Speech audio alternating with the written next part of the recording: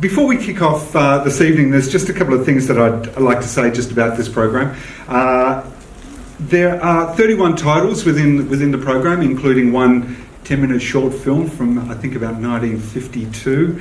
There are 7 retrospective titles in the program. The retrospective component is quite a sizable part of the program, a very enjoyable one too to put together. Within it we have the 4K restoration of David Lynch's most brilliant Mulholland Drive. Just out of interest, who's seen Mulholland Drive? A good proportion of you. Have you seen it at the movies? Have you seen it? Well, unless you've seen it at the movies, you haven't seen it, seriously. And we also have a 4K restoration of The Graduate, which is just the most beautiful film. And within the main film program as well of the new features and new feature documentaries, we have 20 Australian premieres, including 2 double features, one being the documentary that you're about to see tonight, plus David Lynch's first feature film, Eraserhead, as well as a documentary about Charles Bukowski and the film that he wrote, Barfly, starring Mickey Rourke, Faye Dunaway and Alice Krieger, which is a really great independent film. Most of the new titles are drawn from the current cycle of the Venice Film Festival, Toronto, Sundance, Slamdance, Berlin and South by Southwest festivals, where I was actually at South by Southwest in March just gone, looking at titles for this very program.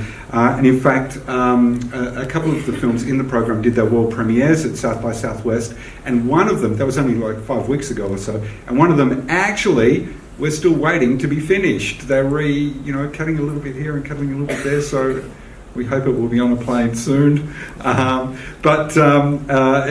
it's been a really enjoyable program to put together, to have a look at the best of what some of these festivals have to offer, as well as some of the best that are restored works that are currently on the circuit, including one, actually, Andy Warhol's Bad. That is not on the circuit, and that took a significant amount of detective work to bring to the country, and other curators around the world are kind of scratching in their head thinking, where did that come from? Where did he pull that one out of? But it's here for you.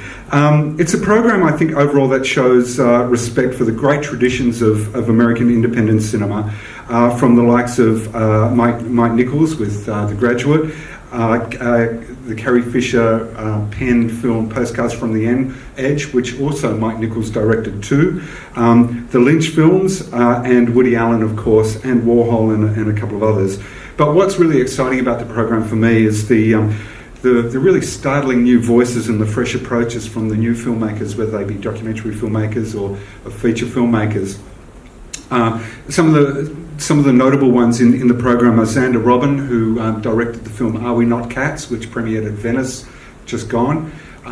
It's amazing. The art direction is incredible. The soundtrack is brilliant, just filled with the most amazing American soul music from the 50s and 60s, and it's really quite unlike anything that's around. It's one for lovers of adventurous cinema, but it really is very rewarding. There's also, if you love architecture and art, there's the beautiful film Columbus.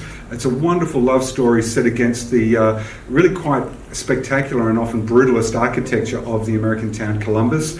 A very gentle and lovely film. There's Mike Off's film California, which premiered at the Sundance Film Festival, I think earlier this year, at Berlin and South by Southwest it appeared at. And for those of you who are really interested in experimental cinema, just out of interest, who has seen the great found footage film The Atomic Cafe from a number of years ago now? I think it was from the 70s. It was a documentary about the history of the atom bombs, made up of archival films and propaganda films about the atom bomb. This film in the program, called The Bomb, is kind of similar in many ways, but it is it's kind of a cross between The Atomic Cafe and Carnescazzi, those beautiful symphonic big screen films, and it is about the development of the atom bomb. It's really quite spectacular, set with against a really powerful electronic score from a band called The Acids, an electronic outfit called The Acids. Really sensational if you really want something experimental.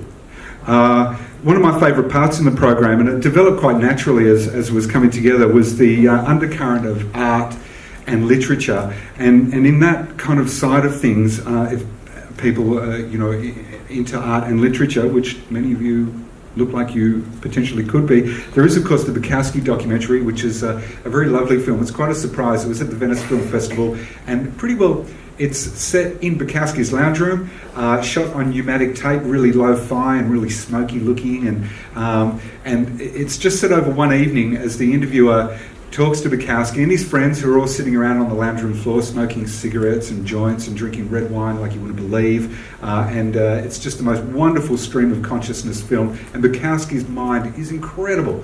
And so that's teamed up with Barfly. The Armistead Maupin film is a beautiful documentary about the writer Armistead Maupin, and a really fantastic look at the development of the gay and lesbian community in San Francisco. Very warm and a really lovely film. Tickets for that are actually selling really quite well.